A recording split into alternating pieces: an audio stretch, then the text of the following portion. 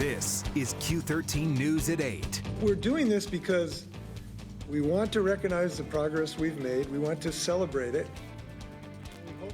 Now on Q13 News, the big announcement from the governor about easing up on COVID-19 restrictions. A look at some of the changes that will likely impact all of us. And the clock is ticking for the vice presidential candidates. A closer look at the campaign trail as they get ready to square off on stage for the first time. They are your 2020 WNBA champions. But first, the excitement on the hardwood tonight. The Seattle Storm is bringing home their fourth title, and what a win it was. It's official. The Seattle Storm are the 2020 WNBA champions. Good evening, and thanks for joining us. I'm Aliana Gomez. And I'm David Rose. The Storm beat the Las Vegas Aces 92-59 tonight to clinch the title for the fourth time in the team's history. Q13 is bringing you team coverage tonight. Sports director Aaron Levine is tracking reaction from the players and coaches. But first, let's get right out to Michelle Ludka to relive tonight's big victory. Michelle? Could tonight have been any more fun? What an amazing Tuesday. The Seattle Storm coming into Game 3 of the WNBA Finals, looking to sweep the Aces, and they didn't disappoint. So let's relive the magic. The Aces jump out front early as the Storm would trail by as many as 9 points in the first quarter. But they soon would close that gap thanks to Breanna Stewart. 11 of her points in tonight's game coming in the first quarter alone. Jordan Canada would also be instrumental tonight off the bench. The bucket here ties it at 21 apiece. Just to give Seattle their first lead of the game seconds later, Seattle leads 23-21, end of the first quarter. On to the second, Jewell Loyd gets hot. 6 points in the quarter alone, leading the Storm on their 9-0 run to close out the half. The 20-foot jumper makes it 42-31 Seattle. The Storm's largest lead of the game so far. It'd be 43-34 at the break.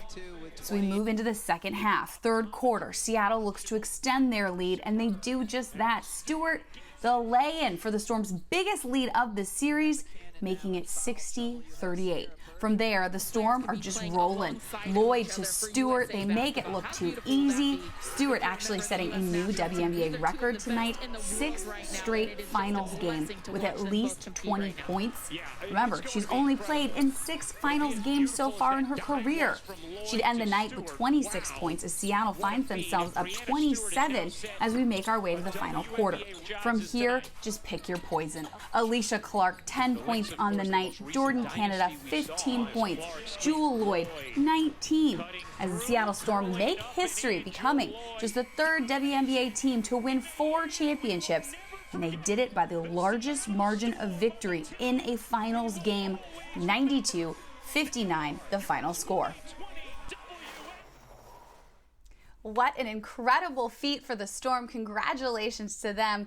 For more on reaction from the players and the team as a whole, let's send it over to sports director Aaron Levine. Aaron. Thanks a lot, Michelle. And it's hard to believe that less than a year and a half ago, Breanna Stewart suffered a ruptured Achilles, and now she is WNBA Finals MVP, not to mention Comeback Player of the Year. Sue Bird missed all of last season with a knee injury. She fought through another knee injury this year to win her 4th title in Seattle. And Jewell Loyd dedicated her season to Kobe Bryant, who was her mentor. Tonight, they're all champions once again. It's been a really tough but rewarding season. And this group, you know, Megan said it in her Players Tribune article, we're chill. We're chill. We were actually like kind of made for a wobble. We don't get too high with stuff. We don't get too low. And I think you saw that off the court with what we stood for, and you saw it on the court with how we played. And I don't know, this is crazy, to be honest. I can't believe I'm here right now. The city of Seattle has always had our back. And even though we had to kind of come to the wobble, we were playing from afar, we had the utmost support from everybody, and we're bringing another one back. This is for Kobe, Gigi, and the Bryant family, and for Breanna Taylor. We had a lot of emotions coming to this game. For me this season, I had to pay to him. This is my first season without him, and so I surrounded myself with people who knew him, and I just focused in.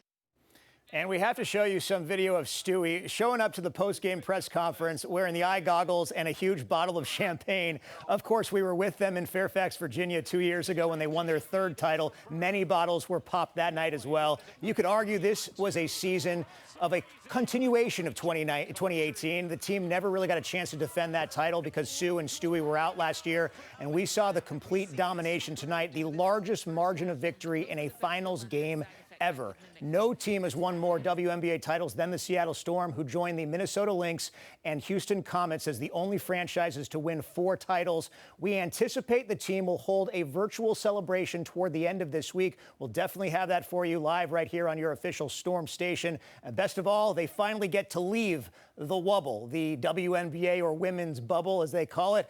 They've been there for 3.5 months, guys.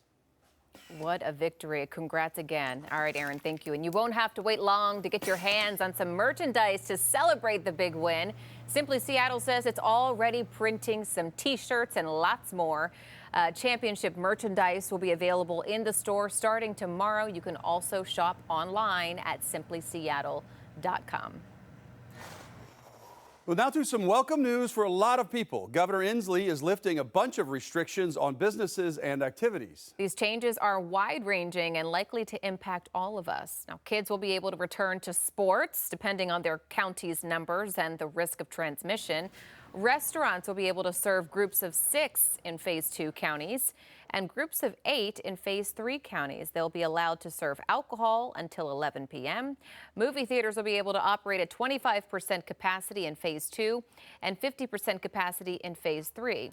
Wedding receptions in Phase 3 counties can now have up to 50 people, and there will also be new rules for libraries, real estate showings, and outdoor recreation. We're doing this because we want to recognize the progress we've made. We want to celebrate it. And we hope that this will show an incentive for our increasing desire to do the things that work, which includes wearing masks. Now, no word yet on when these changes will go into effect. Of course, we'll keep you posted as we learn more about this. But this announcement came just minutes after Governor Inslee said he's worried about an uptick of cases in Washington. He stressed the need to wear masks, particularly because of new evidence that shows masks don't just prevent the spread of coronavirus, but the severity of it. So the more people that mask up, the less dangerous any spread will be. The push for a vaccine to end the pandemic is picking up tonight, with 2 of the country's leading agencies combining forces to talk about vaccine development. Today, the UW teamed up with Johns Hopkins to host a virtual symposium on COVID vaccines. Health experts and public officials talked about the importance of scientific integrity rather than political interference. But a familiar face from the UW made it clear that even when a vaccine is approved, only a certain number of people will get it at best, 20% of the world's population by the end of 2021, because of things like supply efficacy and even public hesitation. He said a major challenge for lawmakers is focusing on who gets the vaccine. If you are worried about trying to have the greatest benefit, would you be better off vaccinating those who are most likely to die or most likely to transmit? And so that is a bit of a contentious topic, and perhaps one that some of the modeling will give different answers and will make it even more challenging for policymakers to navigate that terrain. Dr. Murray's team at the UW is also the one that forecasts the COVID death toll. They are currently predicting that more than 363,000 Americans will have died from COVID by New Year's, but that drops down to 278,000 if everyone wears a mask. Stephen Miller, a top aide to President Donald Trump, says he's tested positive for coronavirus. In a statement, Miller says, quote, "Over the last 5 days, I've been working remotely and self-isolating, testing negative every day through yesterday. Today, I tested positive for COVID-19. I'm in quarantine." He's the latest official caught up in an outbreak at the White House that has seen at least 10 others test positive. We are only a day away from the next national debate. This time, the vice presidential nominees will square off in Salt Lake City, Utah. Their debate comes as questions loom as to whether the second presidential debate will even take place next week, given President Trump's COVID-19 diagnosis. Q13's Brian Flores covering the latest for us tonight on the campaign trail. A lot to get to, Brian. Yeah, a lot to get to, David. In the presidential race, Joe Biden trying to put as much daylight as he can between himself and the socialist wing of the Democratic Party. He's making that effort as he continues to build his lead in the polls, and his vice presidential pick prepares for her moment in the spotlight. Joe Biden says today's speech in Gettysburg is one that he's continually worked on. I do not believe we have to choose between law and order and racial justice in America. Biden leads Trump by 12 in Pennsylvania, according to a new Monmouth poll of registered voters there. And he leads Trump by 16 points nationally in a new CNN poll of likely voters conducted after the first debate. Biden is continuing to reassure voters that he's not too far left. I look like a socialist. Look, I'm the guy that ran against the socialists. Kamala Harris remains in Utah, behind closed doors, working on lines for tomorrow's meeting with Mike Pence with another famous Indiana politician, Pete Buttigieg. A lot of Americans are going to be tuning in to see just a dramatic contrast between a vice president defending the indefensible and Senator Harris, who has the right message for the right ticket. Expect her debate style to draw heavily on her background as a prosecutor. The case against Donald Trump and Mike Pence is open and shut. Last summer, she made the case against Joe Biden, arguing his Senate voting record affected young black girls. And that little girl was me. She's also gone viral talking Trump as well. Dude gotta go. Harris and Biden are getting help campaigning against Trump from Michelle Obama, who accuses the president of focusing on violence in cities for racist reasons. It is racist, but that doesn't mean it won't work. It's Biden, however, who's being scrutinized for a remark about race. The American public, the blinders have been taken off. They're saying, geez, the reason I was able to stay sequestered in my home is because some black woman was able to stack the grocery shelf. Still, Biden's pitch is that only he can save the soul of the nation. I'll be a president who appeals to the best in us, not the worst. I'll be a president who pushes toward the future, not one who clings to the past. Now, Biden's event today was not open to the public, but they did invite a small group of supporters. Meanwhile, the president is continuing his recovery from COVID-19 in the White House. His doctor says he had a restful first night at home, and today he reports no symptoms. Overall, he continues to do extremely well, he says. In the newsroom, Brian Flores, Q13 News. Brian, thank you. Officials in our state are hitting the home stretch to make sure ballots can both roll in and accurately be counted without any issues. And coming up in about 30 minutes, Q13's Frankie Thompson checks in with the Pierce County Auditor's Office, where officials are expecting to process a record-breaking number of ballots. Well, negotiations for the next round of stimulus are off until after the election.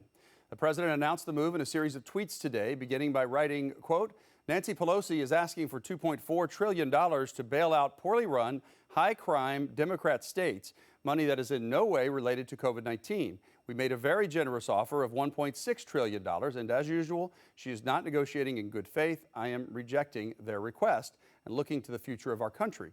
I have instructed my representatives to stop negotiating until after the election, when immediately after I win, we will pass a major stimulus bill that focuses on hardworking Americans and small business.